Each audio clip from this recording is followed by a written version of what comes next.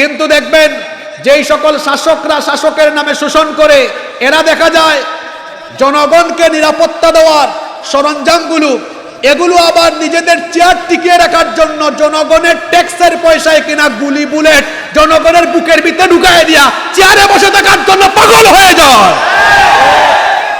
কিন্তু জুলকারনাইন এমন ছিলেন না। প্রথম আয়াতে বলা হয়েছে তিনি আল্লাহর দেওয়া সাজ সরঞ্জামের সদ্ব্যবহার করেছেন। তাহলে আমরা এখান থেকে শিক্ষা নিব, যারা আল্লাহর দেওয়া ক্ষমতার নেয়ামত পেয়ে অপব্যবহার করে মানুষের উপর জুলুম চালায়, এই রকম জুলুমবাদীদেরকে আমরা সমাজের নিচু থেকে উঁচু কোন জায়গায় ক্ষমতার চেয়ারে বসাবো না। এইটা হলো আজকের ঘটনা থেকে 1 নাম্বার শিক্ষা। কথা কি বোঝা যায়? আবার বলিয়েন না যে হুজুরটা ঠিকঠাকই ছিল, খুব সুন্দর সুর দিয়ে ওয়াজ করছে, শেষে এগুলা কি বলে গেল। আপনার কিচ্ছা ভালো লাগে কিন্তু শিক্ষা দিতে আপনার ভালো লাগে না, তাই না? এই জন্য বাদশা জুলকারনাইন এই প্রাচীর বানানোর পরে তিনি বলেছিলেন, হাদা রাহমাতুম মির রাব্বি।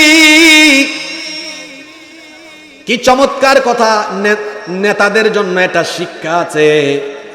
এত বড় বিশাল শক্তিশালী প্রাচীর বানায় তিনি বললেন, এখানে আমার কোনো ক্রেডিট নাই, যার রহমতে এটা হয়েছে জোরে বলেন তিনি কে? আর আমরা কিচ্ছু বানাইলি কি বলি, আমরা করেছি, পদ্মা সেতু আমরা করেছি, এটা আমরা করেছি, ওইটা আমরা করেছি, আমরা করেছি, আমরা করেছি। বাদশা জুলকারনাইন পৃথিবী শাসন করে একটা শক্তিশালী দেয়াল বানানোর পরে বলতেছেন, এটা আমি করি নাই, এটা করাইছেন আমাকে দিয়ে কে? দুইটা কথার মধ্যে পার্থক্য আছে না নাই?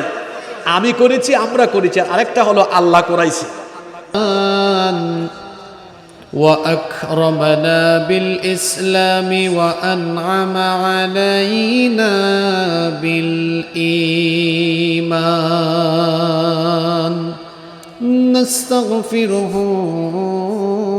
ونتوب إليه وأشهد أن لا إله إلا الله وحده لا شريك له وأشهد أن سيدنا وسندنا وحبيبنا وطبيبنا وطبيب أرواحنا محمدا عبد الله ورسوله أرسله بالحق بشيرا ونذيرا وداعيا إلى الله بإذنه وسراجا منيرا أما بعد فقد قال الله تعالى في كلامه المجيد وفي فرقانه الحميد أعوذ بالله من الشيطان الرجيم بسم الله الرحمن الرحيم ويسألونك عن ذي القرنين قل سأتلو عليكم منه ذكرا إنا مكنا له في الأرض وآتيناه من كل شيء سببا وقال تعالى في شان حبيبه إن الله وملائكته يصلون على النبي يا أيها الذين آمنوا صلوا عليه وسلموا تسليما اللهم صل على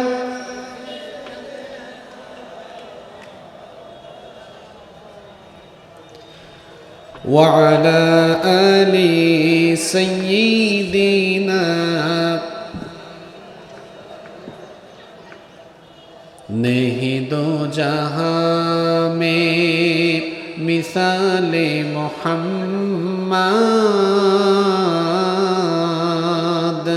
जमाले खुदा है कमाले मोहम्मद नहीं दो जहां में मिसाले मोहम्मद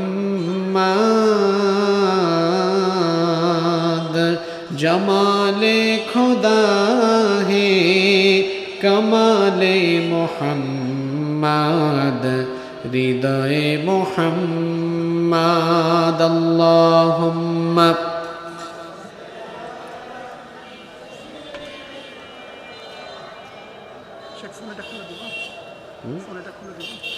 وعلى آل سيدنا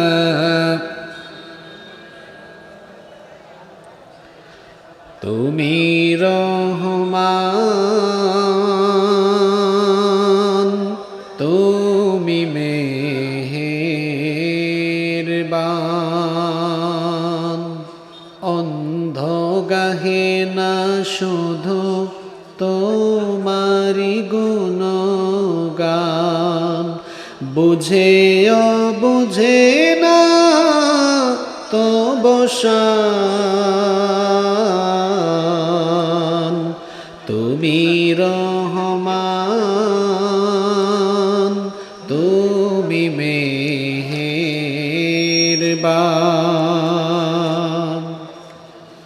জনম জনম যদি গাহি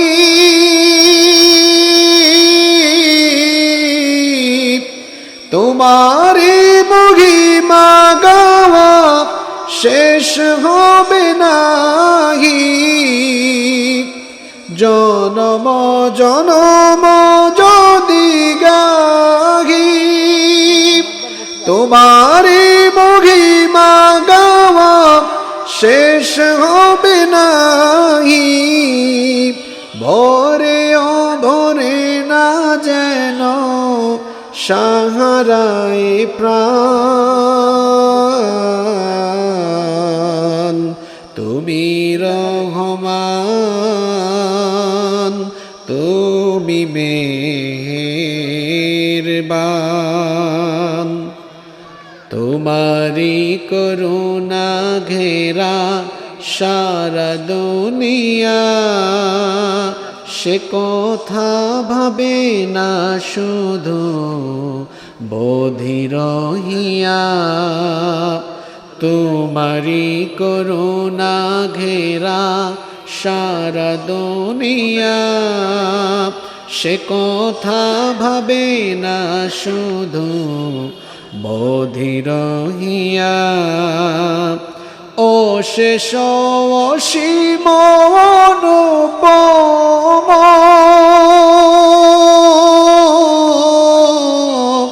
হৃদয় সুষমা তুমি তুমি প্রিয়তম ও শেষ অসীম অনুপম হৃদয় সুষমা তুমি তুমি প্রিয়তম প্রেমের আকাশে তুমি চিরমহিয়ান তুমি রহমান তুমি মেহেরবান কখনো তোমারে যদি ভুলি হেদায়াতের আলো জেলে নিও কাছে তুলি কখনো তোমারে যদি ভুলি হেদায়াতের আলো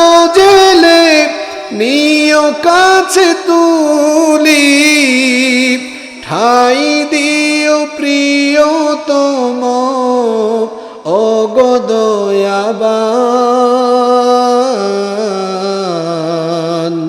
তুমি রহমান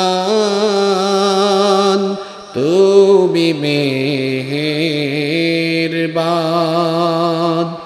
অন্ধ গাহে না শুধু তোমারি গুণগান বুঝে বুঝে না তবু শান তুমি রহমান তুমি মেহেরবান।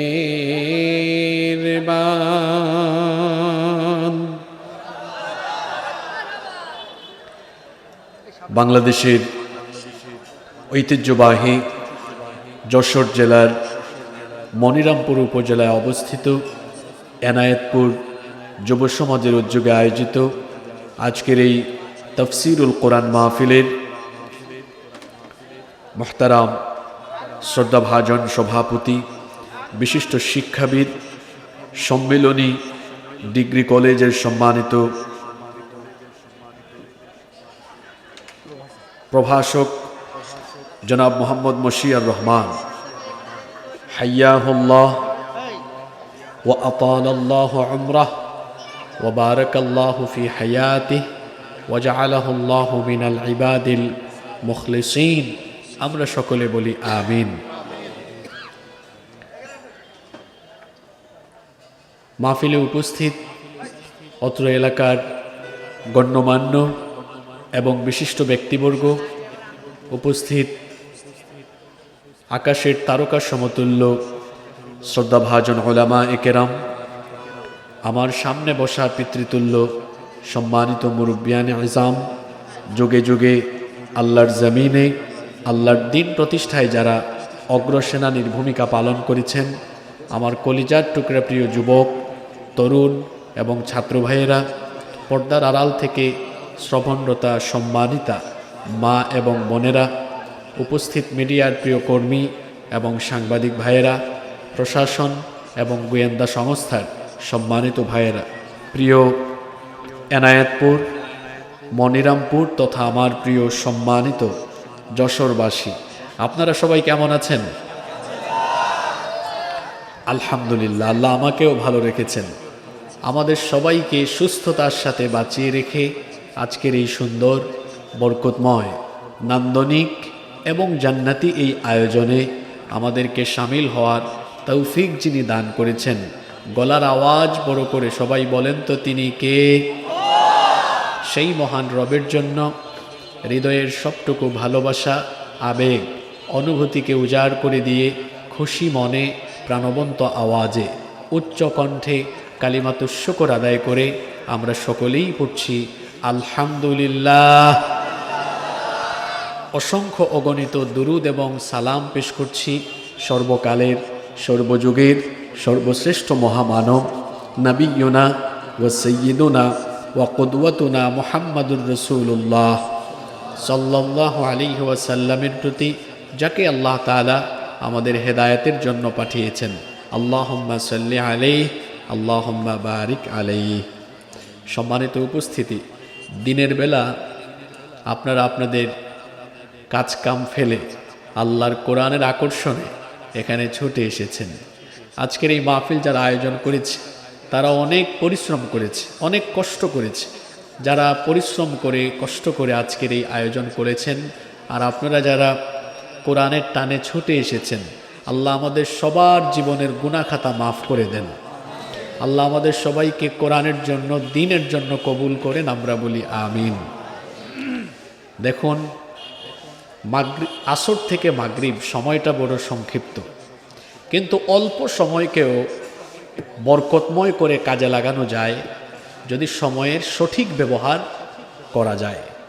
আপনারা যদি আমাকে সহযোগিতা করেন, যদি পারস্পরিক কথাবার্তা না বলে সুশৃঙ্খলার সাথে, নীরবতার সাথে আমরা যদি এখানে বসতে পারি, আমার মনে হয় যে এই অল্প সময়কে আমরা খুব ভালোভাবে কাজে লাগিয়ে আজকের এই আলোচনা থেকে আমাদের জীবন পরিচালনার জন্য গুরুত্বপূর্ণ কিছু হেদায়েতি বার্তা, হেদায়েতি মেসেজ নিয়ে আমরা এখান থেকে বাড়ি যেতে পারবো ইনশাআল্লাহ।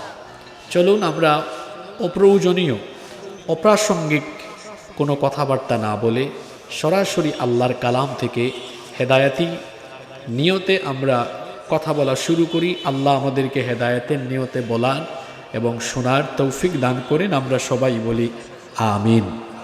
সম্মানিত উপস্থিতি, আমি আপনাদের সামনে কোরআনুল কারীমের 15 নম্বর পারায় অবস্থিত 18 নম্বর সূরা সূরাতু আল কাহাফের 83 নম্বর আয়াত থেকে তিলাওয়াত করেছি। সূরাতু আল কাহাফের 83 থেকে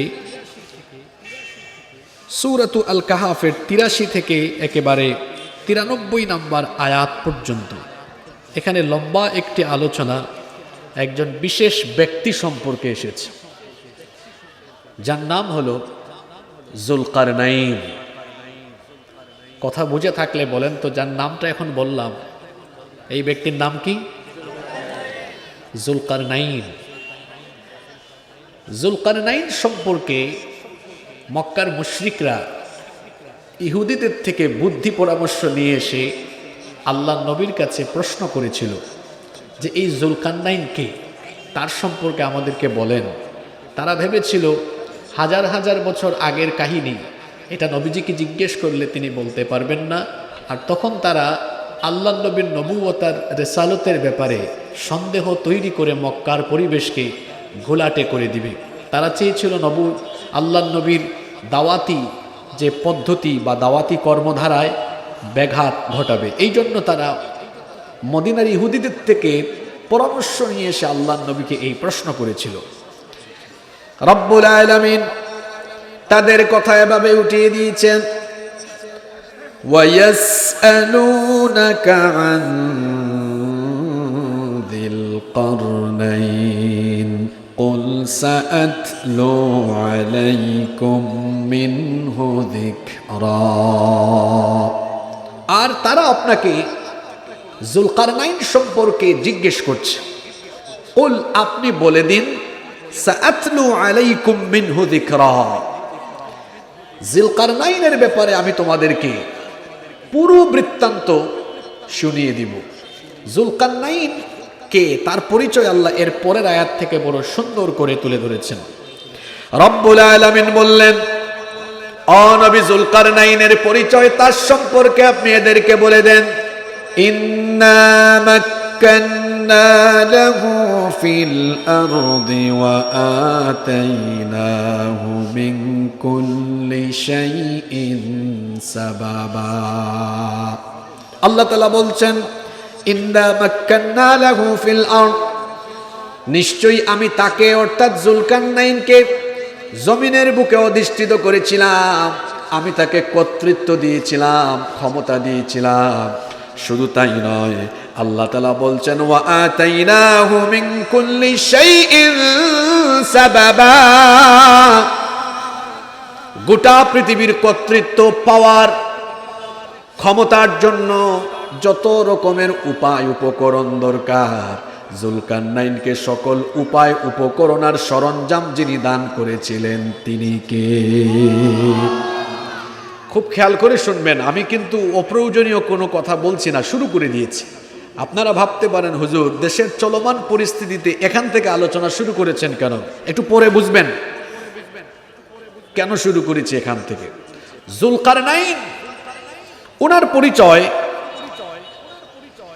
তাফসীরের বিভিন্ন কিতাবে বিভিন্ন ভাবে এসেছে। যুলকারনাইন আসলে কে ছিলেন? তিনি কোনো ফেরেশতা ছিলেন না, তিনি কোনো নবী রাসূলও ছিলেন না, তিনি ছিলেন আল্লাহর একজন নেককার বান্দা। তিনি আল্লাহকে ভালোবেসেছিলেন, আল্লাহও তাকে ভালোবেসেছিলেন। আল্লাহর হকের ব্যাপারে তিনি অতিশয় সাবধানী ছিলেন, আল্লাহও তার কল্যাণ চেয়েছেন। তিনি একদিকে যেমন ছিলেন খুব পরহেজগার নেককার বান্দা, অন্যদিকে তার এই পরহেজগারিতার কারণে আল্লাহ তাকে এত ভালোবেসেছেন যে আল্লাহ তাআলা গোটা দুনিয়ার পাওয়ার, গোটা দুনিয়ার ক্ষমতা এই যুলকারনাইনকে দান করে দিয়েছেন। সুবহানাল্লাহ। কি বলেছি বুঝতে পেরেছেন? জুলকারনাইন ছিলেন পৃথিবীর বাদশাহ। সারা পৃথিবীর বাদশাহী আল্লাহ তাআলা এই জুলকারনাইনকে দান করেছেন। আল্লাহু আকবার। উনার নাম জুলকারনাইন কেন? তাফসীর ইবনে কাসীর এবং ফাতহুল কাদিরের ভেতরে এসেছে ওনার নাম জুলকারনাইন হওয়ার কয়েকটি কারণ আছে। কেউ কেউ বলেছেন ওনার মাথার চুলে দুইটা গুচ্ছ ছিল, যার কারণে তাকে বলা হতো জুলকারনাইন। জুলকারনাইনের একটা অর্থ হয় বাংলায় দুই গুচ্ছওয়ালা। কেউ কেউ বলেছেন তার মাথার চুলে দুইটা গুচ্ছ ছিল।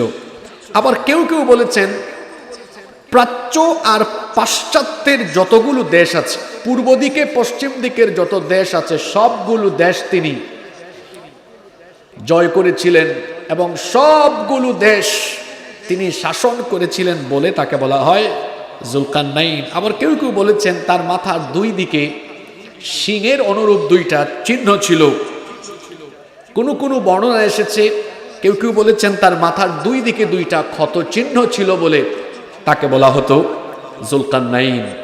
তার ব্যাপারে যত তথ্য পাওয়া যায় এর মুলাখাস বা সামারি হচ্ছে তিনি একজন সৎ এবং ন্যায়পরায়ণ বাদশাহ ছিলেন এবং গোটা পৃথিবীতে তিনি ন্যায়, ইনসাফ, সুবিচার কায়েম করেছিলেন। তার তার বিজয় লাভ করা এই এলাকাগুলোতে কোনো জুলুম ছিল না, কোনো অন্যায় ছিল না, বরং তিনি সুবিচার আর ইনসাফের রাজত্ব প্রতিষ্ঠা করেছিলেন। আল্লাহ তাকে পৃথিবীর বাদশাহী দান করেছিলেন। পাওয়ার, ক্ষমতা এমন জিনিস, এই ক্ষমতা কখনো কখনো পেয়ে মানুষ বিনয়ী হয়, আবার কেউ বা ক্ষমতা পেয়ে মারাত্মক পর্যায়ের দাম্ভিক আর অহংকারী হয়। ক্ষমতা পেয়ে যারা দাম্ভিক এবং অহংকারী হয় এদের পরিণতি খুব ভয়াবহ হয়, কারণ ক্ষমতা দেওয়ার এবং কেড়ে নেওয়ার মালিক যিনি, জোরে বলেন তো তিনি কে? এই জন্য ক্ষমতা পেয়ে দাম্ভিকতা, অহংকারী মনোভাব পোষণ করা উচিত নয়। আরে আমরা তো মানুষ, আমাদের কোনো অহংকার করার যোগ্যতাই নাই, কারণ এখন আমার ক্ষমতা আছে তো একটু পরে নাও থাকতে পারে। এই যে আমরা কোরআনের মাহফিলে বসেছি না, এই মাহফিলগুলো নিয়েও অনেকে অনেক ক্ষমতা ইতিপূর্বে দেখাতো। বাংলাদেশেও এখনো অনেকে অনেক জায়গায় মাহফিলেও ক্ষমতা দেখায়, আছে না? আমার নাম পুস্তারে না দিলে হইতে দিব না, আমারে সভাপতি না রাখলে করতে দিব না, এরকম হুমকি ধামকি অনেকে দেয় কি দেয় না বলেন তো? আমি একটা কথা বলি, এখানে হয়তো বিএনপি, জামাত, এনসিপি বা বিভিন্ন দলের লোকজন থাকতে পারেন, আমার কথায় আপনারা কেউ কষ্ট পাবেন না। এটা কোরআনের মাহফিল। কোরআনের মাহফিলে প্রত্যেক দলের নেতা কর্মীরা আসার সুযোগ আছে, কারণ কোরআন তো আমাদের সবার, ঠিক না? কোরআনের মাহফিলকে আপনারা কোরআনের মাহফিলের পরিবেশের মতো রাখেন। এখানে আলিম ওলামা বক্তৃতা করবেন, আপনারা যারা নেতৃবৃন্দ আসবেন আপনারা সম্মানিত মানুষ, আপনারা এসে বসবেন, আলোচনা শুনবেন, কিন্তু হুজুরকে বসায় রেখে তারপরে হুজুরের আগে বক্তৃতা দেওয়ার জন্য প্রতিযোগিতায় লিপ্ত হইয়েন না। এটার ইম্প্যাক্ট, প্রভাব কিন্তু ভবিষ্যতে ভালো হবে না। আপনি জামাতে ইসলামীর একজনকে বক্তৃতায় দিলেন, বিএনপির লোকজন বলবে আমি কি দোষ করলাম, এনসিপির আরেকজন বলবে আমি কি দোষ করলাম। এখন যদি সবাইকে এরকম বক্তৃতার ফ্লোর দিতে যান, সবাই যদি ভোট চাওয়াচাওয়ি আরম্ভ করে মাহফিলের ভিতরে, দেখবেন একটা পেস লাগবে, একটা গন্ডগোল লাগবে কি লাগবে না? তার চেয়ে বরং এটা সুন্দর সমাধানে আসা যায়। কোরআনের মাহফিল, এখানে হুজুররা আলেম ওলামারা কথা বলবেন, আর আমরা সবাই এখানে শ্রোতা, নেতা কর্মী সাধারণ জনগণ সবাই শ্রোতা। তারা কোরআন সুন্নাহর আলোকে দিক নির্দেশনা দিবেন, আমরা এগুলো শুনবো, নিজেদেরকে সংশোধন করব।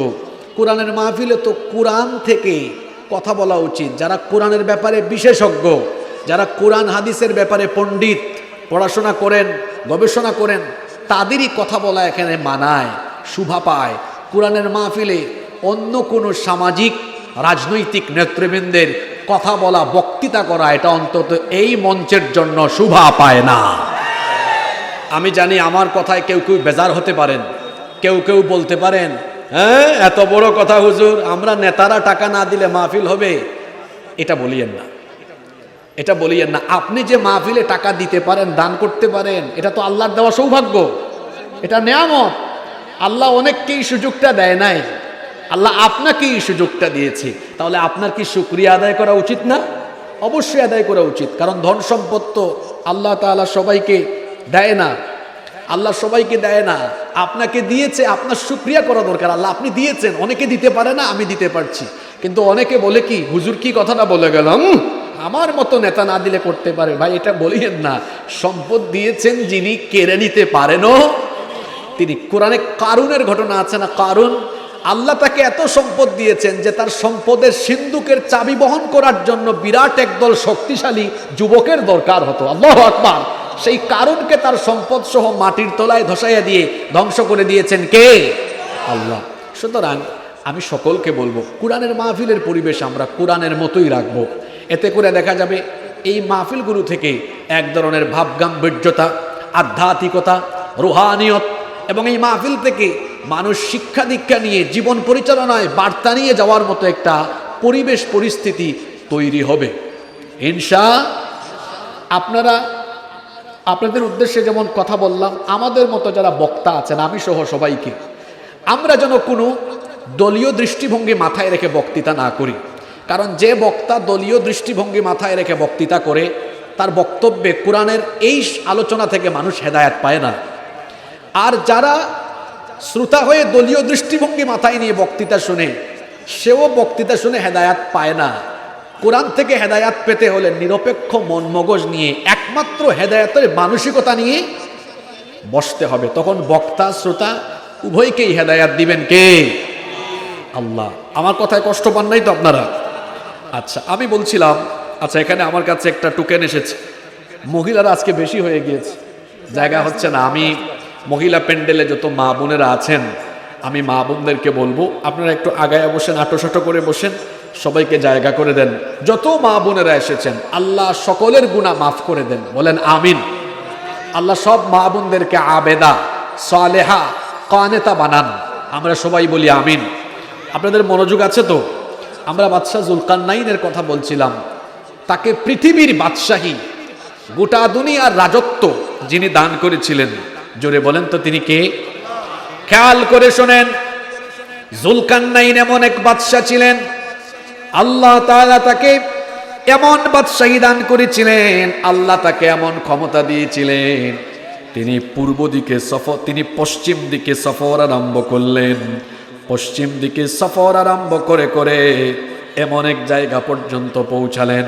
রব্বুল আলামিন বলছেন, ফাআতবাআ সাবাবা, অতঃপর তিনি এক পথ অবলম্বন করলেন, একটা পথে চলতে থাকলেন। হাত্তা ইযা বালাগা মাগরিবাশ শামসি ওয়াজাদাহা তাগরুবু ফি আইনিন হামিআতিন ওয়া ওয়াজাদা ইনদাহা কওমা। পশ্চিম দিকে যেতে যেতে তিনি এমন এক জায়গা পর্যন্ত গেলেন, তিনি এমন এক জায়গায় গেলেন, এরপরে পৃথিবীর আর কোনো মাটি নাই। সেখানে তিনি সমুদ্রের মধ্যে কর্দমাক্ত জলাশয়ে সূর্যকে ডুবতে দেখলেন। আর সেখানে তিনি এমন এক কওম, এমন এক জাতির সন্ধান পেলেন, এমন এক জাতিকে দেখলেন, যেই জাতির ব্যাপারে আল্লাহ তাকে অপশন দিলেন। আল্লাহ তাআলা জুলকারনাইনকে বললেন, কুলনা ইয়া যাল কারনাইনি ইম্মা আন তুআযযিবা ওয়া ইম্মা আন তাত্তাখিযা ফীহিম হুসনা। আল্লাহ বললেন, হে জুলকারনাইন, তুমি যদি চাও তাহলে এই জাতির লোকদেরকে শাস্তি দিতে পারো, আবার চাইলে এদের সাথে উত্তম আচরণ করতে পারো। জুলকারনাইন তখন জবাব দিলেন, ক্বালা আম্মা মান যালামা ফাসাউফা নুআযিবুহু সুম্মা ইউরাদ্দু ইলা রাব্বিহি ফায়ুআযিবুহু আযাবান নুকরা। তিনি তখন বললেন, যে ব্যক্তি জুলুম করবে অবশ্যই আমি তাকে শাস্তি দিব, অতঃপর তাকে তার রবের কাছে ফিরিয়ে নেওয়া হবে, তখন তাকে আরো বেশি শাস্তি দেওয়া হবে। কিন্তু যারা জুলুম করবে না, যারা ভালো মানুষ, নেককার মানুষ, তাদের ব্যাপারে তিনি বললেন, قال وأما من آمن وعمل صالحا فله جزاء الحسنى وسنقول له من أمرنا يسرا।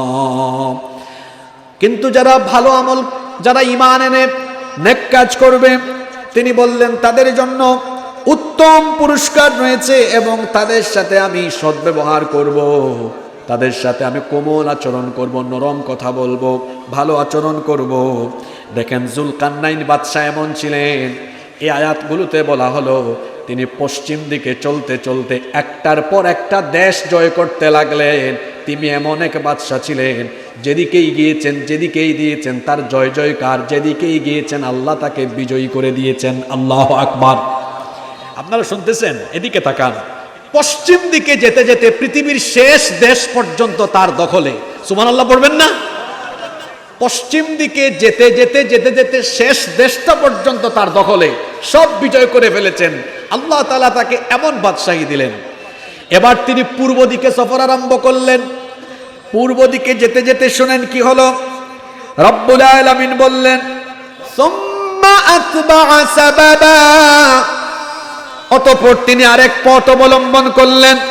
হাত্তা ইযা বালাগা মাতলি'আশ শামসি ওয়াজাদাহা তাতলু'ু আলা কওমি, তিনি গোটা দুনিয়াতে ন্যায়, ইনসাফ আর সুবিচারের রাজত্ব প্রতিষ্ঠা করেছিলেন। সুবহানাল্লাহ পড়েন। এবার মূল কাহিনীতে ঢুকে যাচ্ছে, খেয়াল করে শুনেন। এবার তিনি আরেকটা পথ ধরলেন। আল্লাহ বলছেন, সুম্মা আতবা'a সাবাবা, অতঃপর তিনি আরেকটা পথ অবলম্বন করলেন। এবার উত্তর দিকে যেতে লাগলেন। হাত্তা ইযা বালাগা বাইনাস সাদ্দাইনি ওয়াজাদা মিন দুনিহিমা কওমান লা ইয়াকাদুনা ইয়াফকাহুনা কওলা।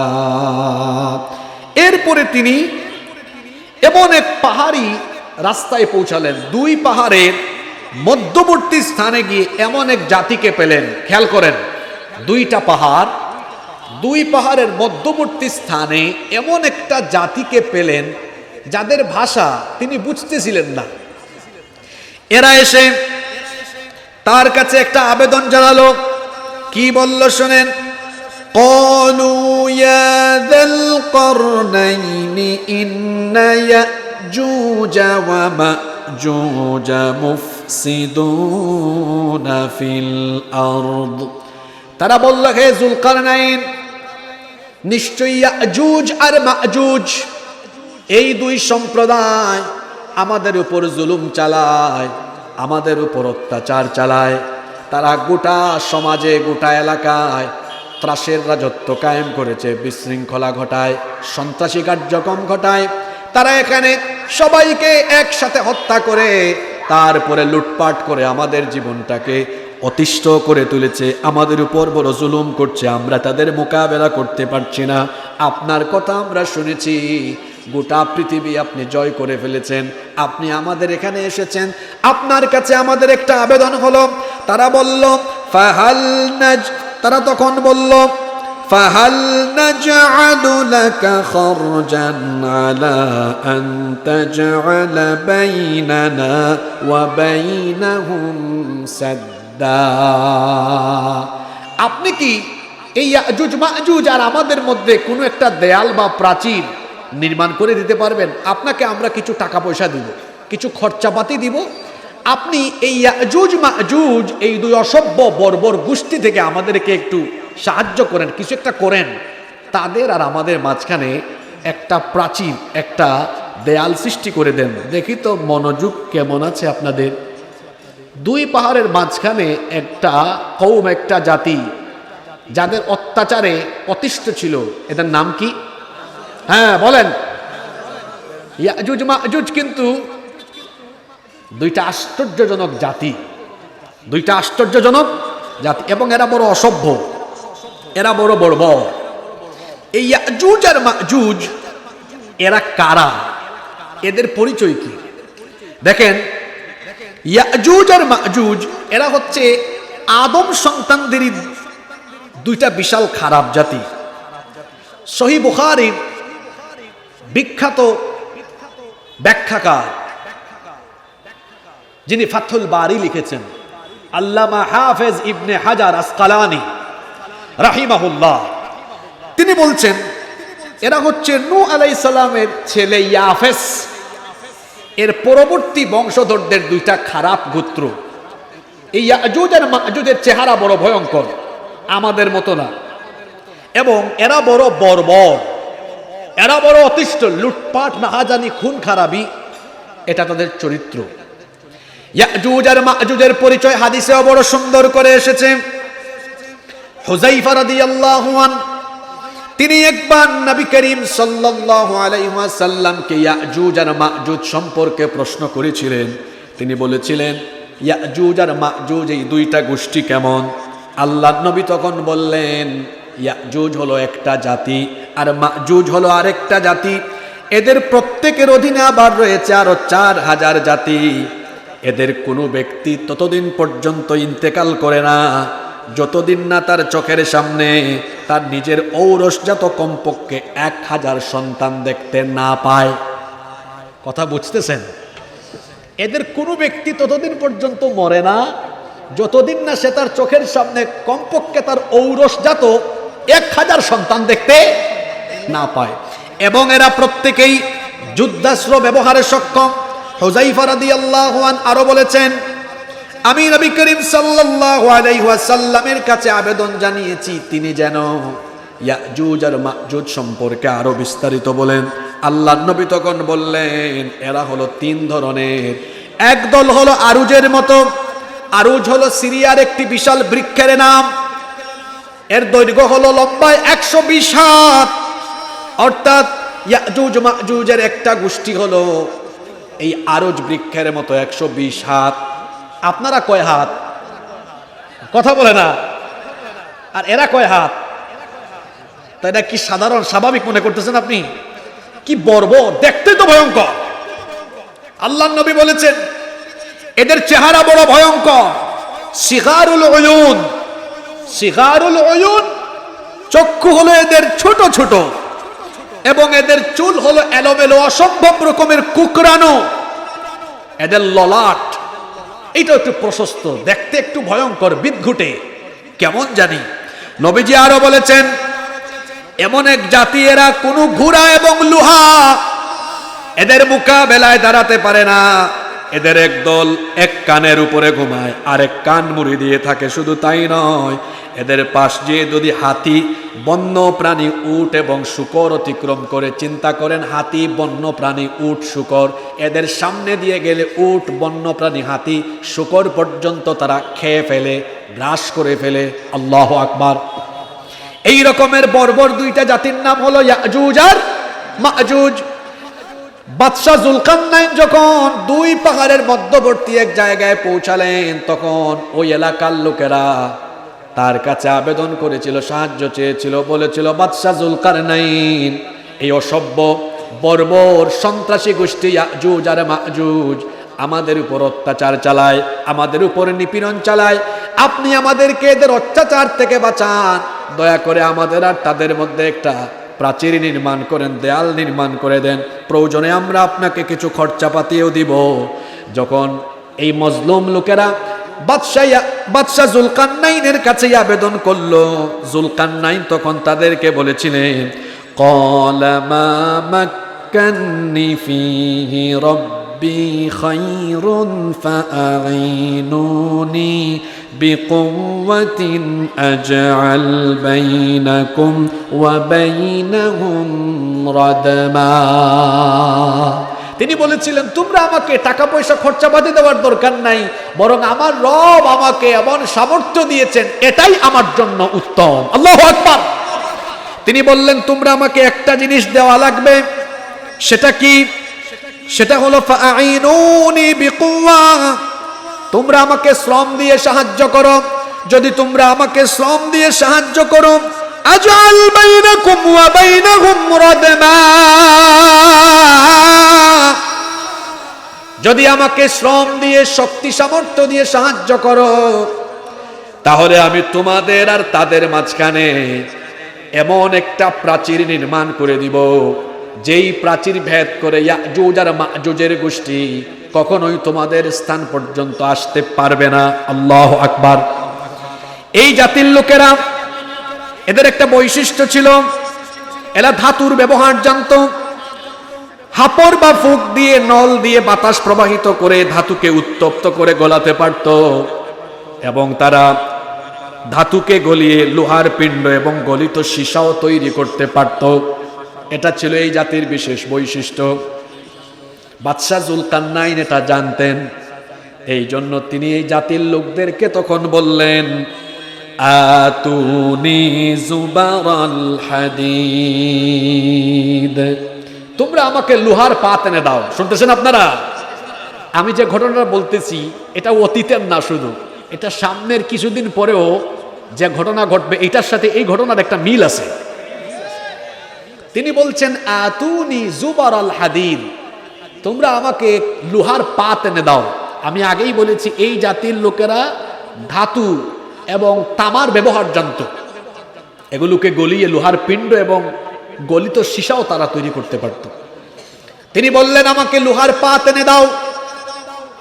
এরা লোহার পাত আনতে লাগলো। বাদশাহ জুলকারনাইন দুইটা পাহাড়ের মাঝখানে যে গ্যাপ ছিল, লোহার পাত দিয়ে দুইটা পাহাড়ের পুরা এই মধ্যবর্তী ফাঁকা জায়গাটাকে পূরণ করে দিলেন। লোহার পাত রাখতে রাখতে রাখতে রাখতে এই ফাঁকা জায়গাটা কি করে দিলেন? পূরণ করে দিলেন। এরপরে তিনি কি করলেন? হাত্তা ইযা সাওয়া বাইনাস সাদাফাইনি ক্বালা ইনফুখু হাত্তা ইযা জা'আলাহু নারান ক্বালা আতুনি উফরিগ আলাইহি কিতরা। দুইটা পাহাড়ের মাঝখান যখন তিনি লোহার পাত দিয়ে ভরপুর করে দিলেন, তিনি বললেন, নল আনো। আপনাদের এলাকায় নল বুঝেন তো আপনারা? নল আর কি, পাইপের মতো। তো নল আনছে তারা। তিনি বললেন, সবাই এখানে ফু দাও, ফু। নলের মধ্যে ফু দিয়ে বাতাস প্রবাহিত করে এই তামাকে গলানো হলো। গলানোর ফলে এটা উত্তপ্ত হয়ে আগুন ধরল। গলানো হলো। এখন তামা গলিয়ে এই তামার পাতগুলোকে একটা শক্তিশালী লোহার প্রাচীরে, এক প্রাচীরে রূপান্তর করা হলো। শক্তিশালী একটা লোহার প্রাচীর হলো। তিনি এবার বললেন, এবার এখানে তামা নিয়ে আসো। এবার এখানে কি নিয়ে আসো? তামা। তামা বুঝেন তো আপনারা? এবার এই লোহার পাত দিয়ে প্রথমে তো ফিল আপ করা হয়েছিল, আগুন দিয়ে এটাকে গলায় এখন শক্তিশালী লোহার দেয়াল করা হলো। এর উপরে কি ঢেলে দেওয়া হলো? বলেন, কপার। কপার বা তামা। তামা ঢেলে দেওয়া হলো। এটা তিনি দেওয়ার পরে বললেন, এই আয়াতগুলো কত বৈজ্ঞানিক, একটু পরে আমি সায়েন্টিফিক ওয়েতেও ব্যাখ্যা করব, খেয়াল করে শোনেন। এই প্রাচীরটা নির্মাণ করে তিনি বললেন, فَمَسْطَاعُوا أَنْ يَظْهَرُوهُ وَمَا اسْتَطَاعُوا لَهُ نَقَبًا। এটা ভেদ করে উপরে বা নিচের দিক দিয়ে ইয়াজুজ মাজুজ গোষ্ঠী আসা অসম্ভব। আল্লাহ যতদিন না চাইবেন ততদিন পর্যন্ত এটা এই প্রাচীর ভেদ করে এরা আসতে পারবে না। তিনি একটা লোহার প্রাচীর দিয়ে ইয়াজুজ মাজুজকে বন্দী করে দিলেন। কথা শুনতেছেন আমার? এখন প্রশ্ন হতে পারে, হুজুর এতক্ষণ ধরে যে আপনি কথা বলতেছেন, এই লোহার প্রাচীর ইয়াজুজ মাজুজের জন্য বাদশাহ জুলকারনাইন তৈরি করে এদেরকে আটকায় দিলেন। এই প্রাচীরটা পৃথিবীর কোন দেশের কোথায় অবস্থিত? এটা নিয়ে হাজার হাজার বছর ধরে গবেষণা চলছে। কেউ কেউ বলেছেন এটা হলো চীনের সেই মহাপ্রাচীর, কিন্তু এই কথা যারা বলেন এটা বিশ্বাসযোগ্য নয়। কারণ চীনের মহাপ্রাচীর তো ইট দিয়ে তৈরি, এটা সীসা দিয়ে নয়। কিন্তু জুলকারনাইনের প্রাচীরে সীসা ব্যবহার করা হয়েছে। সুতরাং যারা বলেন এটা চীনের মহাপ্রাচীর, তাদের এই কথা সঠিক নয়। আবার কেউ কেউ বলেন যে এটি হচ্ছে কাস্পিয়ান সাগরের উপকূলে অবস্থিত এই দেয়ালটি, এবং ইতিহাসবিদগণ স্বীকৃতি দেন এই দেয়াল তৈরি করেছিলেন মহাবীর আলেকজান্ডার দ্য গ্রেট। এই দেয়াল তৈরিতে আবার লোহা এবং তামা ব্যবহৃত হয়েছে, এবং সেখানে একটা তোরণও আছে যা কাস্পিয়ান গেট বা আলেকজান্ডার গেট নামে পরিচিত। দারিয়াল এবং দারবেন্ট নামে দুটি শহরে এর ব্যাপ্তি রয়েছে। কিন্তু যারা আলেকজান্ডার দি গ্রেট এর বানানো এই দেয়ালকে জুলকারনাইনের দেয়াল বলেন, তারাও এটা ভুল বলেন। আমি মনে করি এই দেয়াল উদ্ভাবন করা এটা পৃথিবীর কারোর জন্য সম্ভব নয়। যদিও রাশিয়ান একদল মুসলিম গবেষক তারা দাবি করেছে তারা এই জায়গাটা পেয়েছে যেটা বরফে আচ্ছাদিত, সেখানে তারা এর সন্ধান পেয়েছে বলে দাবি করে, কিন্তু আমি এটা বিশ্বাস করি না। কেন বিশ্বাস করি না? এর একটা কারণ আছে। দেখেন কুরআন কতটা বিজ্ঞানময়, আপনারা খেয়াল করে শুনেন। জুলকারনাইনের কাহিনী বলতে গিয়ে আল্লাহ চাইলে এতটুকুই বলতে পারতেন যে তিনি ইয়াজুজ আর মাজুজের জন্য একটা দেয়াল তৈরি করেছেন, তারপর সেখানে এদেরকে বন্দী করে দিয়েছেন। আপনারা বলেন তো আল্লাহ চাইলে এতটুকু বলে দিলেই পারতেন না? কিন্তু এভাবে বলেন নাই, বলেছেন কিভাবে কিভাবে এই দেয়ালকে নির্মাণ করা হয়েছে। এর ভেতরে একটা বিজ্ঞান লুকিয়ে আছে। কিছুক্ষণ আগে বলেছি প্রথমে দুই পাহাড়ের মধ্যবর্তী জায়গা লোহার পাত দিয়ে এই স্পেসটা পূরণ করা হয়েছে, তারপর গলিয়ে একটা দেয়াল, তার উপরে কি দেওয়া হয়েছে ভুলে গেছেন? এই ব্যাখ্যাটা বিস্তারিত কোরআনে কেন দেওয়া হয়েছে জানেন? যাতে আমার আপনার মনের সন্দেহ দূর হয়ে যায়। এটাকে সায়েন্টিফিকভাবে একটু ব্যাখ্যা করে দেখেন তো।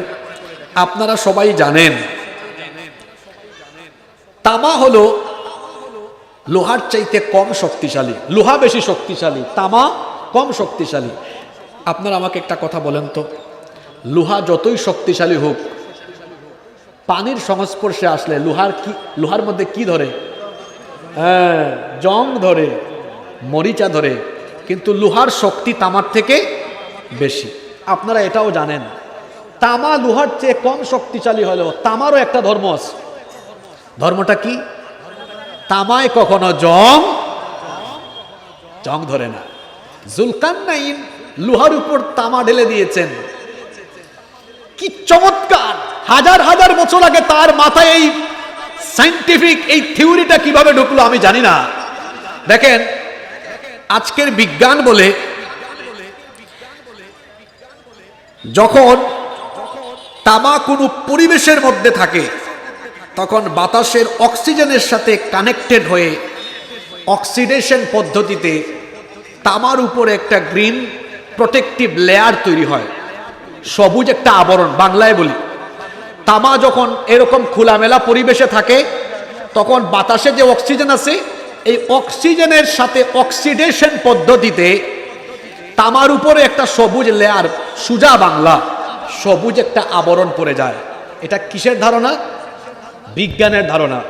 তাহলে জুলকারনাইন যে লোহার পাতের উপরে তামা ঢেলে দিয়ে এই দেয়ালকে মজবুত করে দিয়েছেন, তো এটা তো পরিবেশের সাথে হাজার হাজার বছর ধরে থাকতে থাকতে এর উপরে গ্রিন প্রোটেক্টিভ লেয়ার একটা সবুজ আবরণ হয়ে গিয়ে এটা তো প্রকৃতির যে রং সবুজ, সবুজের সাথে মিশে গিয়েছে। এটা আপনি খুঁজে বাইর করবেন কেমনে? কিন্তু কয়েক হাজার বছর হয়ে গিয়েছে। এটাকে আল্লাহ তাআলা এমন ভাবে গোপন রেখেছেন কারণ কিয়ামতের বড় বড় 10টা আলামত আছে। কিয়ামতের 10টা বড় বড় ঘটনা আছে। এই 10টা ঘটনা ঘটার সাথে সাথে কি হবে? কিয়ামত অনুষ্ঠিত হবে। এর মধ্যে একটা আলামত হলো কিয়ামতের আগে এই বন্দী থাকা দুই গোষ্ঠী ইয়াজুজ আর মাজুজ, তারা এই দেয়াল ভেদ করে পৃথিবীতে এসে তামাম দুনিয়াতে তারা ত্রাস, সন্ত্রাস, লুটপাট, হানাহানি, মারামারি চালাবে। কথা বুঝতে পেরেছেন আমার? তাহলে ইয়াজুজ আর মাজুজ পৃথিবীতে আবার আসবে কি আসবে না? জোরে বলেন, আসবে কি আসবে না?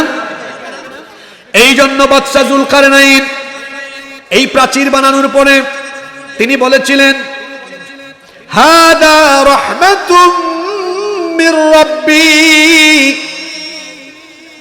কি চমৎকার কথা! নেতাদের জন্য এটা শিক্ষা আছে। এত বড় বিশাল শক্তিশালী প্রাচীর বানায় তিনি বললেন, এখানে আমার কোনো ক্রেডিট নাই, যার রহমতে এটা হয়েছে, জোরে বলেন তিনি কে? আর আমরা কিচ্ছু বানাইলি কি বলি, আমরা করেছি, পদ্মা সেতু আমরা করেছি, এটা আমরা করেছি, ওইটা আমরা করেছি, আমরা করেছি, আমরা করেছি। বাদশা যুলকারনাইন পৃথিবী শাসন করে একটা শক্তিশালী দেয়াল বানানোর পরে বলতেছেন, এটা আমি করি নাই, এটা করাইছেন আমাকে দিয়ে কে? দুইটা কথার মধ্যে পার্থক্য আছে না নাই? আমি করেছি, আমরা করেছি, আরেকটা হলো আল্লাহ করাইছে। দুইটা কথার ভিতরে বিরাট ধরনের ব্যবধান, পার্থক্য আছে না নাই? আচ্ছা, তিনি এটা নির্মাণ করে বললেন এটা আল্লাহর রহমতে হয়েছে। এরপরে আরেকটা কথা বললেন, ফাইদা জাআ ওয়া'দু রাব্বি জা'আলাহু দাক্কা ওয়া কানা ওয়া'দু রাব্বি হাক্কা। তিনি বললেন, আমার রবের ওয়াদা মোতাবেক একটা সময় আসবে যখন এই প্রাচীর আবার চূর্ণ বিচূর্ণ হয়ে যাবে, এটা থাকবে না। এই প্রাচীর একদিন ধ্বংস হয়ে যাবে। খেয়াল করেন, আমার দিকে তাকান, প্রায় 1.5 পৃষ্ঠা কিন্তু আমি তেলাওয়াত করেছি, পুরো ঘটনাটা এখানে আছে। যুলকারনাইন ইয়াজুজ আর মাজুজকে আটকে দিয়েছেন একটা কি নির্মাণ করে? জোরে বলেন, কি নির্মাণ করে? যেদিন তিনি বানাইছিলেন ওই দিন থেকে আজ পর্যন্ত, এখন পর্যন্ত প্রতিদিন এই ইয়াজুজ মাজুজ গোষ্ঠী এইটাকে তারা খুঁড়তে থাকে। এই প্রাচীরকে ধ্বংস করে তারা বাইরে বের হয়ে আসতে চেষ্টা করে, কিন্তু সারাদিন সকাল থেকে নিয়ে তারা সন্ধ্যা পর্যন্ত কাজ করে একদম প্রাচীরটা খুঁড়ে খুঁড়ে শেষ পর্যায়ে আসে। অলসতাবশত, এরা আলস্যবশত বলে থাকুক, বাকিটা আগামীকাল করব। পরের দিন সকালে আইসা দেখে যে কাম করছিল এত কষ্ট করে, আবার প্রাচীরটা আগের জায়গায়। কি মুসিবত দেখছেন! এইরকম বানানোর দিন থেকে আজ পর্যন্ত প্রতিদিন এটা তারা করে। সন্ধ্যাবেলা বলে থাক, বাকিটা আগামীকাল করব। কিন্তু ইনশাআল্লাহ বলে না, ইনশাআল্লাহ ঈসা আলাইহিস সালাম দুনিয়াতে আসবেন। একজন নবীর এখনো ইন্তেকাল হয় নাই, জোরে বলেন তো সেই নবীর নাম কি? ঈসা আলাইহিস সালাম, মরিয়ম পুত্র ঈসা আলাইহিস সালাম, ওনার এখনো ইন্তেকাল হয় নাই। তাকে আল্লাহ আসমানে উঠায় রেখেছেন। দাজ্জাল এসে যখন গোটা দুনিয়াতে তার দাজ্জালীয় কর্মকাণ্ড চালাবে, দাজ্জালের কর্মকাণ্ডে যখন পৃথিবীর মানুষ দিশেহারা হয়ে যাবে, দাজ্জালের কর্মকাণ্ডে যখন মানুষেরা ফ্রাস্ট্রেট হয়ে যাবে, গোটা পৃথিবী যখন দাজ্জালীয় কর্মকাণ্ডে, দাজ্জালীয় ত্রাস, দাজ্জালীয় ভয়াবহ কর্মকাণ্ডে মানুষ যখন অতিষ্ঠ হয়ে যাবে, আল্লাহ তাআলা সিরিয়ার দামেস্কের পূর্ব দিকের সাদা গম্বুজওয়ালা মসজিদে সাইয়েদনা ঈসা আলাইহিস সালামকে পাঠাবেন।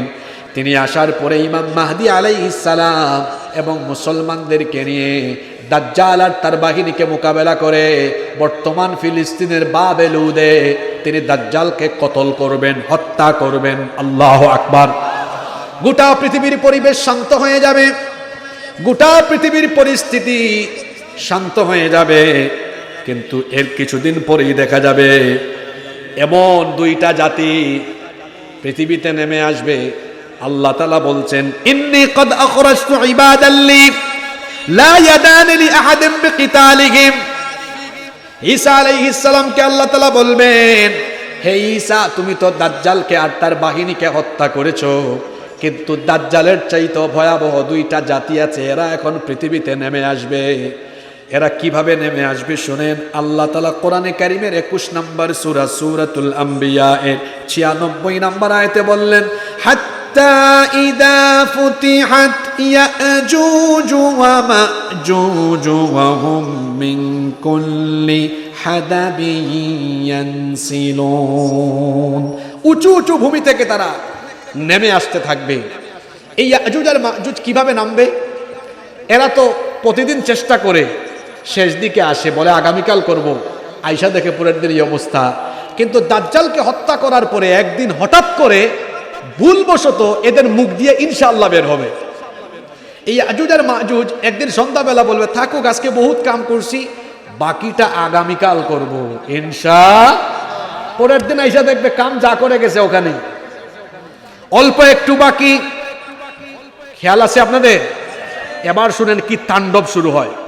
অল্প একটু বাকি, পরের দিন সকালবেলার প্রথমার্ধেই তারা এই কাম সেরে ফেলবে। এই প্রাচীর ভেদ করে এবার উঁচু উঁচু ভূমি থেকে তারা নেমে আসতে থাকবে। আল্লাহ তাআলা ঈসা নবীকে বলবেন, ঈসা তাড়াতাড়ি তুমি মুসলমানদেরকে নিয়ে তুর পাহাড়ে গিয়ে আশ্রয় নাও। কথাটা চিন্তা করেন তো, ঈসা নবী দাজ্জালকে হত্যা করবেন, আর আল্লাহ ঈসা নবীকে বলতেছেন তুমি এখন তাড়াতাড়ি মুসলমানদেরকে নিয়ে কোন পাহাড়ে আশ্রয় নাও। আল্লাহ বলবেন, ঈসা তুমি এবার মুসলমানদেরকে নিয়ে এই ইয়াজুজ আর মাজুজের মোকাবেলা করতে পারবা না। হলো বড় ভয়ঙ্কর জাতি, এদের মোকাবেলার শক্তি পৃথিবীর কারো। এরা এত ভয়ঙ্কর, আল্লাহ নবী বলেছেন এদের একদল যখন নেমে আসবে, সারা দুনিয়ার নদী আর সাগরের পানি একদলই পান করে খায়া ফেলবে। পরবর্তী দল এসে দেখবে পৃথিবীর কোন নদী সাগরে পানি নাই, দেখলে মনে হবে পৃথিবীতে জীবনে কোনোদিন পানি ছিল না। এরা এসে সমানতালে মানুষকে হত্যা করবে, লুটপাট করবে, খুন খারাপিতে লিপ্ত হবে। মানুষেরা গবাদি পশু আর তার পরিবার নিয়ে বিভিন্ন সুরক্ষিত দুর্গে গুহার ভেতরে গিয়ে লুকাবে, আশ্রয় নিবে। ওইদিকে ঈসা আলাইহিস সালাম তিনিও মুসলমানদেরকে নিয়ে তুর পাহাড়ে চলে যাবে। আর ইয়াজুজ মাজুজ গোষ্ঠী দুনিয়াতে নেমে এসে এরা মানুষের ঘর বাড়ি নষ্ট করবে, সমুদ্রের পানি পান করে নিঃশেষ করে ফেলবে। আতঙ্কে মানুষ দূর দূরান্তে চলে যাবে।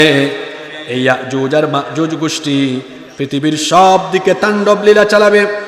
এরপরে তারা ফিলিস্তিনের দিকে একটা অঞ্চলে গিয়ে তারা দাম্ভিকতার সাথে বলবে, জমিনের সব অধিবাসীদেরকে আমরা শেষ করে ফেলেছি। এবার তারা একটা তীর আকাশের দিকে মারবে, বলবে আসমানে কেউ থাকলে সেও যেন মরে যায়। আসমানের দিকে তীর মারবে, আল্লাহ কুদরতি ব্যবস্থাপনায় তীরের মধ্যে একটু রক্ত লাগায় দিবেন। তীরটা ফিরে আসার পরে তারা বলবে, দেখছো কারবার, কি শক্তি আমাদের। আসমানের অধিবাসীরাও শেষ, জমিনের অধিবাসীরাও শেষ, আসমানের অধিবাসীরাও শেষ। ঈসা আলাইহিস সালাম তুর পাহাড়ে আশ্রয় নেবেন। মুসলমানরা বিভিন্ন রকম দুর্গ আর বিভিন্ন গুহার ভেতরে নিয়ে আশ্রয় নিবে। গোটা দুনিয়াতে দুর্ভিক্ষ দেখা দিবে, অভাব অনটন দেখা দিবে। তখন একটা গরুর মাথাকে 100 দিনারের চাইতেও উত্তম মনে করা হবে। ঈসা আলাইহিস সালাম লক্ষ্য করবেন মুসলমানরা বড় কষ্ট করে গিয়েছে। তিনি আল্লাহর দরবারে হাত তুলে বলবেন, রব্বুল আলামিন, মুসলমানরা বড় কষ্টে পড়ে গিয়েছে, সব দিকে তো দুর্ভিক্ষ, এত অভাব অনটন, দয়া করে তুমি এই কঠিন পরিস্থিতিতে আমাদেরকে বাঁচাও, কারণ তুমি ছাড়া এই কঠিন পরিস্থিতি থেকে আর আমাদেরকে কেউ বাঁচাতে পারবে। ঈসা আলাইহিস সালামের দোয়া আল্লাহ কবুল করবেন। ঈসা আলাইহিস সালামের দোয়া আল্লাহ কবুল করবেন। কবুল করে আল্লাহ তাআলা এই ইয়াজুজ আর মাজুজ গোষ্ঠীর সকল লোকদের ঠিক এই জায়গায়, খেয়াল করেন, এখানের মধ্যে ঘাড়ের মধ্যে একটা ভাইরাস জনিত রোগ দিবেন। কিছুদিন আগে ভাইরাস গেছে না বাংলাদেশে, ছুঁয়াচে রোগ, একটা ভাইরাস দিবেন। এক ভাইরাসে ইয়াজুজ আর মাজুজ গোষ্ঠীর যত লোকেরা আছে সবাই মরে যাবে। আল্লাহর নবী বলেছেন এরা যখন মরে যাবে, এই যে আপনারা এখানে বসছেন, এই ডায়াস থেকে আপনাদের পর্যন্ত সম্ভবত 12-13 হাত জায়গা খালি আছে না নাই? কিন্তু নবীজি বলেছেন ইয়াজুজ মাজুজ গোষ্ঠী এই ভাইরাসে যখন মরবে, সারা দুনিয়ায় অর্ধ হাত কোনো জায়গা খালি থাকবে না, এদের লাশ শুধু পড়ে থাকবে। গোটা দুনিয়া এদের লাশ আর লাশ, লাশ পড়ে থেকে গোটা দুনিয়া দুর্গন্ধযুক্ত হয়ে যাবে। আল্লাহ ঈসা নবীকে বলবেন, ঈসা তুমি এবার মুসলমানদেরকে নিয়ে তুর পর্বত থেকে নামো। তুর পর্বত থেকে নেমে তিনি দেখবেন হাঁটারও জায়গা নাই, সব জায়গা লাশ দিয়ে পরিপূর্ণ আর দুর্গন্ধ বের হচ্ছে। তিনি বলবেন, আল্লাহ, মুসিবতের পরে এখন দেখি আরেক মুসিবত। এখন তো দুনিয়ার কোনো জায়গা খালি নাই, এদের লাশ আর লাশ, চতুর্দিকে এখন দুর্গন্ধ। আল্লাহ এই অবস্থা থেকে আমাদেরকে আপনি উত্তরণ করেন। ঈসা আলাইহিস সালাম তিনি যখন দোয়া করবেন, আল্লাহ তখন বিরাট সাইজের অনেক বিশাল আকৃতির কিছু পাখি পাঠাবেন। আপনারা জানেন কোরআনে আব্রাহার বাদশার ধ্বংসের কাহিনী এসেছে, সেখানেও আল্লাহ বিশেষ টাইপসের আবাবিল পাঠিয়েছিলেন, তৈরান আবাবিল। আল্লাহ তাআলা ওই সময় বিশেষ আকৃতির বিরাট আকৃতির কিছু পাখি পাঠাবেন। এই পাখিগুলোর ঘাড় হবে উটের ঘাড়ের মতো এবং এরা থাকবে বিরাট বিরাট নখরওয়ালা, অনেক বড় বড় নখর থাকবে। এরা এসে তাদের নখর দিয়ে এই ইয়াজুজ মাজুজ গোষ্ঠীর পরে থাকা লাশগুলোকে উঠায়া কেউ কেউ বলেছেন নিয়ে একটা অচেনা অজানা জায়গায় ফেলবে, কেউ কেউ বলেছেন সাগরের মধ্যে নিক্ষেপ করবে। এই বিশেষ পাখিগুলো অল্প মুহূর্তে সারা দুনিয়ায় পড়ে থাকা ইয়াজুজ মাজুজ গোষ্ঠীর লাশগুলোকে জমিন থেকে উঠায়া উঠায়া অন্য জায়গায় নিয়ে ফেলে দিবে। এরপরে আল্লাহর হুকুমে বৃষ্টি বর্ষিত হবে, এমন এক বৃষ্টি হবে সারা দুনিয়ায় একসাথে আল্লাহর রহমতের বৃষ্টি মুষলধারে বর্ষিত হতে থাকবে। আল্লাহু আকবার। সারা পৃথিবীতে একসাথে মুষলধারে বৃষ্টি হবে, যার ফলে গোটা ভূপৃষ্ঠ ধৌত হয়ে কাচের মতো পরিষ্কার হয়ে যাবে। অতঃপর আল্লাহ জমিনকে আদেশ করবেন, তোমার পেটের ভেতরে থাকা সমুদয় ফুল ফল উদ্গীরণ করে দাও, নতুন করে তোমার পেটের ভেতর থেকে বরকত প্রকাশ করো। এমন বরকত তখন নামবে, দেখা যাবে একদল লোক একটা ডালিম থেকে আহার করেও খেয়ে শেষ করতে পারবে না। শুধু তাই নয়, ডালিমের একটা ছাল দিয়ে ছাতা তৈরি করলে বিশাল একদল মানুষ সেই ছায়ার নিচে আশ্রয় গ্রহণ করতে পারবে। দুধের মধ্যে এমন বরকত হবে, একটা উটনির দুধ একদল লোক খেয়ে শেষ করতে পারবে না, একটা গাভীর দুধ একটা গোত্রের মানুষ খেয়ে শেষ করতে পারবে না, একটা ছাগলের দুধে এত বরকত হবে বিরাট একটা গোত্র বংশের মানুষ ছাগলের দুধ খায়া শেষ করতে পারবে না। সুবহানাল্লাহ। এই বরকত আসবে কার তরফ থেকে? এই রকম বরকত চলতেই থাকবে। এরপরে এমন একটা সময় আসবে আল্লাহ তাআলা একটা মনোরম বায়ু প্রবাহিত করবেন। এই বায়ু মুসলমান, সেই সময়ে যারা মুসলমান থাকবে এদের বগলের নিচে এসে এই বায়ুটা যখন লাগবে এক প্রকার রোগ দেখা দিবে। এই রোগে মুসলমান থাকা সবগুলা মানুষ তখন মারা যাবে। সারা পৃথিবীতে তখন দুষ্ট কাফের নাফরমান পাপী তাপীরা বেঁচে থাকবে। যতদিন পর্যন্ত আল্লাহর নাম স্মরণ করার মতো মানুষ দুনিয়ায় থাকবে ততদিন পর্যন্ত কিয়ামত হবে না। কিন্তু আল্লাহ বিশেষ একটা বায়ু যখন পাঠাবেন, মুসলমানদের বগলের নিচেই বায়ু লাগার কারণে একটা বিশেষ রোগ দেখা দিবে, তারা মারা যাবে। সারা দুনিয়ায় শুধু পাপী তাপী নাফরমান বেঈমানরা বেঁচে থাকবে। সারা পৃথিবীতে তখন অশ্লীলতা জেনা বেবিচার এমন করে বাড়বে, রাস্তাঘাটে মানুষেরা কুকুরের মতো বেবিচার করা আরম্ভ করবে। এই সকল নিকৃষ্ট মানুষগুলোর উপরে কিয়ামত অনুষ্ঠিত হবে। আল্লাহ ইসরাফিলকে বলবেন তোমার সিংহা বাজাও। ইসরাফিল আলাইহিস সালাম সিংহায় ফুৎকার বাজাবেন। সিংহায় যখন আপনারা দিয়েছেন, আমি এটা খেয়াল করেছি তো, হ্যাঁ আমার সামনে ঘড়িও আছে, সব আছে ভাই, এত তাড়াহুড়া করেন কেন? আপনি কথা শুনে ওয়াজ শুনে বুঝেন না যে আমি আলোচনার শেষ দিকে আসছি? আমার সামনে দেখেন ঘড়িও রাখছি, আয়াতও রাখছি, আবার আপনাদের নোটিশটাও রাখছি। আমি উঠার আগে নোটিশটা মাথায়ও রাখছি। এটা নোটিশ দেওয়া লাগতো না। আলহামদুলিল্লাহ আমার মেমোরাইজিং ক্যাপাসিটি ভালো আছে। কোথায় ছিলাম? ওই ইসরাফিলের সিংহার ফুৎকার হবে।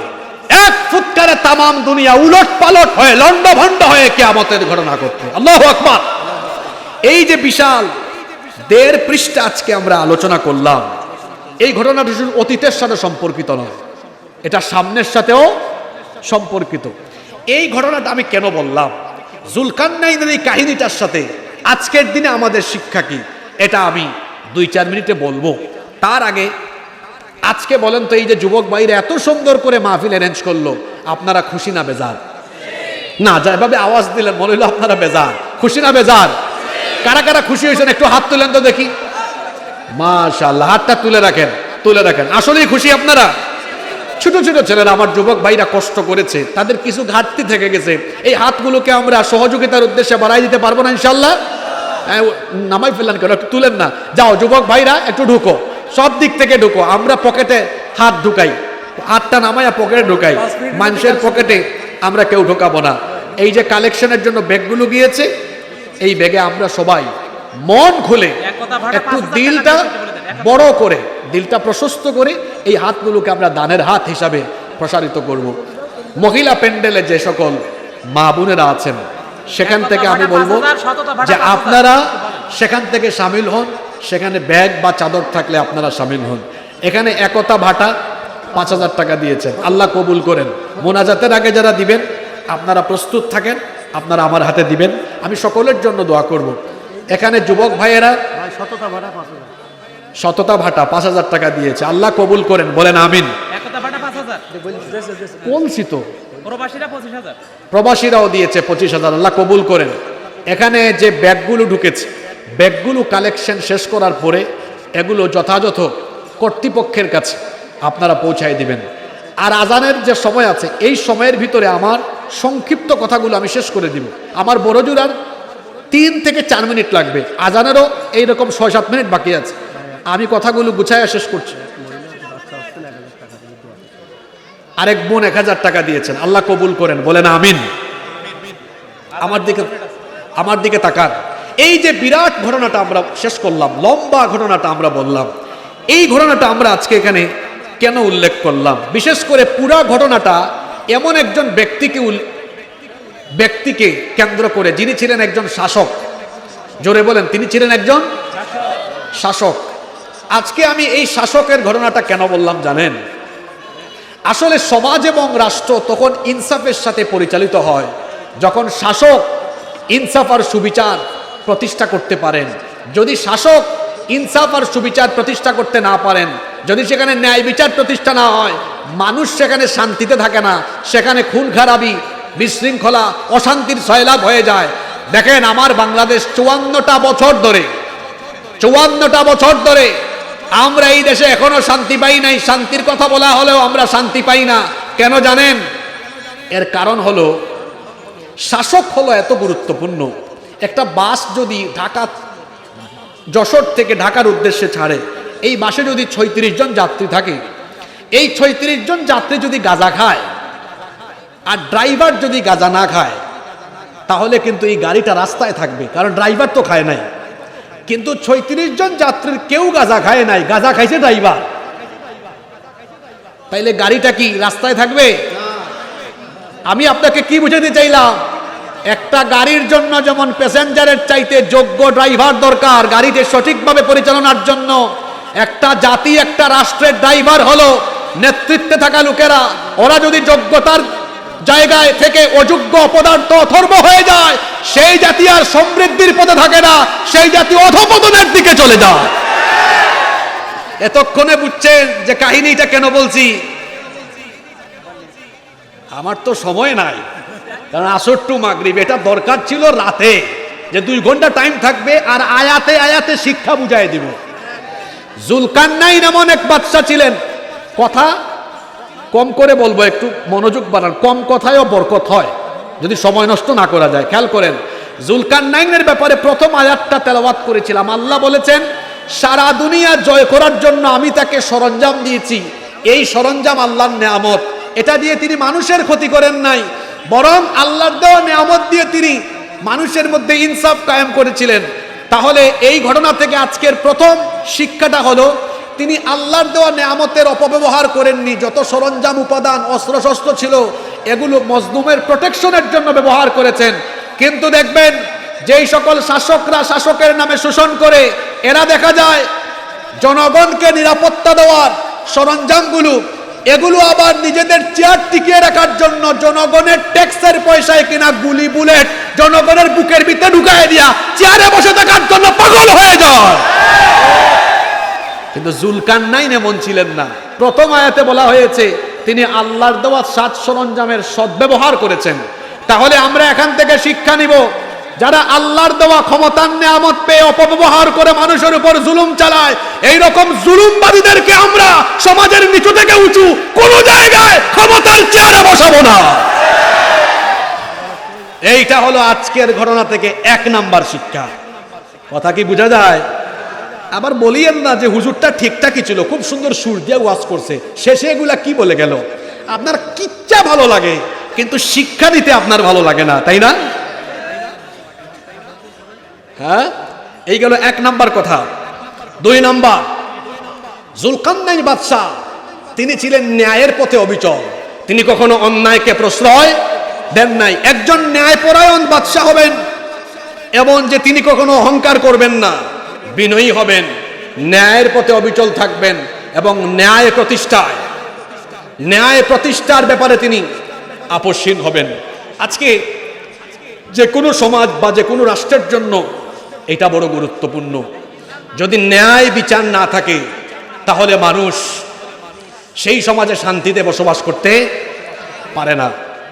আপনার সমাজে দেখেন ন্যায় বিচার আজকে কোথায় গিয়েছে।